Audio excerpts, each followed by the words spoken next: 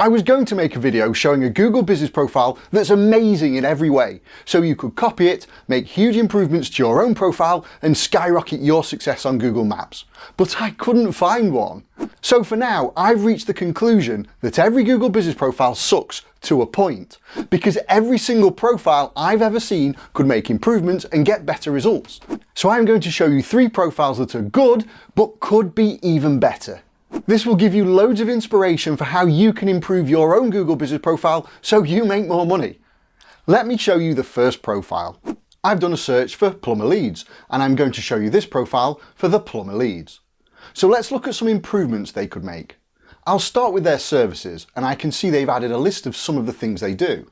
This is good because the services you add to your profile act as keywords and help you to get more exposure in search results. But they've only added a relatively short list of their services. There are only about 15 things listed. But if I click on this profile, you'll see that they've added a huge list of services. I can guarantee that the plumber leads will provide a lot of these services too, so they should add them to their profile to create a much longer list of keywords, which will help them to get loads more exposure. So it's your turn. Go and add all of the services you provide. And if you need some inspiration, check out your competitors' profiles to see what they've added. The next thing they should do to improve their profile is add descriptions to their services. When you add a description, it shows like this on your profile. You can add up to 300 characters to give more information about the things you do. This is one of the most underused features in Google Business Profile. If I click through some of the other profiles and check out their services, you'll see that almost all of them haven't added any service descriptions. Just be aware, the words you add in your service descriptions don't act as keywords. It's only the service title that Google uses to determine when your business should show in the search results. However, this text explains the service in more detail and helps people to determine if it's exactly what they're looking for, so they go on to make an inquiry with your business. So it's really important for conversions. So your next action point, once you've added all of your services, make sure you add a well-written description to each of them and use as much of the available 300 characters as you can. Let's now look at their reviews. They've got 41 reviews and a perfect 5-star rating. But the first thing that jumps out at me is that they haven't replied to any of their reviews. When someone leaves you a Google review, you can reply to it and your response shows here like this. Leaving a reply has several benefits, but mainly it shows your customer that you appreciate their business, and it shows others that view your profile that you value your customers. But most of all, it's a great opportunity to give more information about your business. When you add a review response, you can write up to 4,000 characters of text. That's quite a lot, so Google are clearly expecting you to write more than just "thanks for your review." You can still thank your customer, but you can also talk about the work you did for them.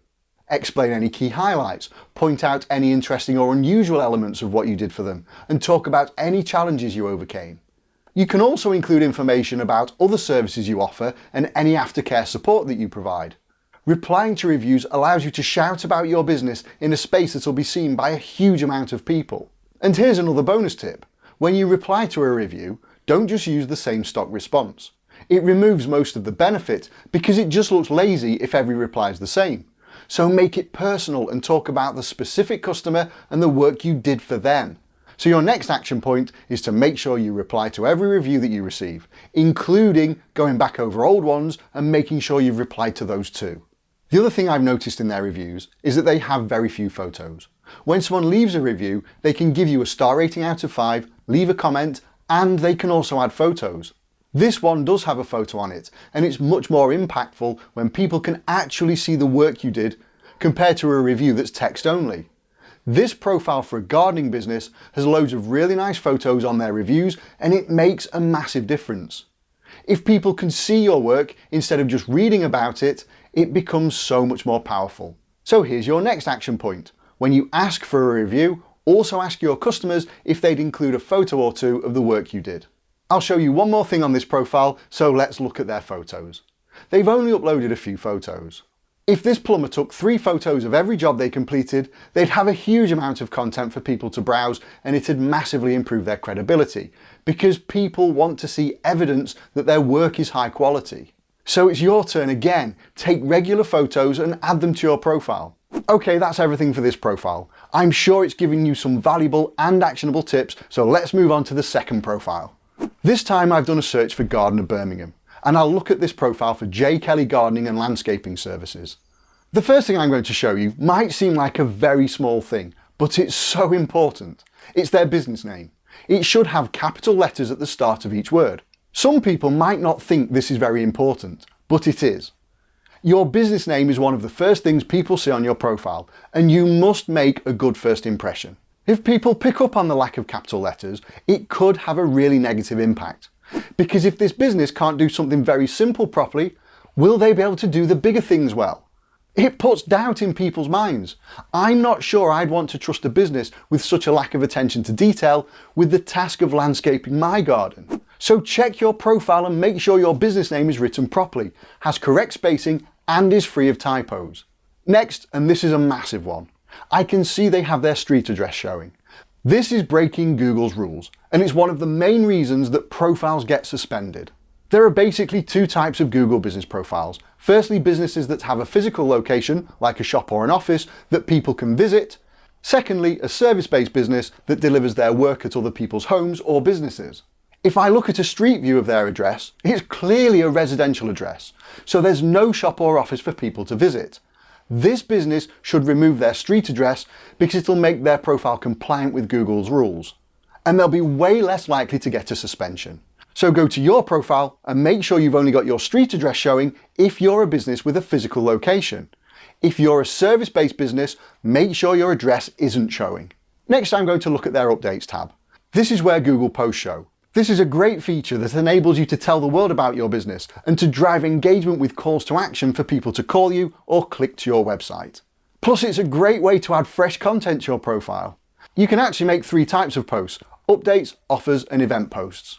This business hasn't made a post since May 2020, so they're missing a great opportunity to add useful information to their profile that a lot of people will see.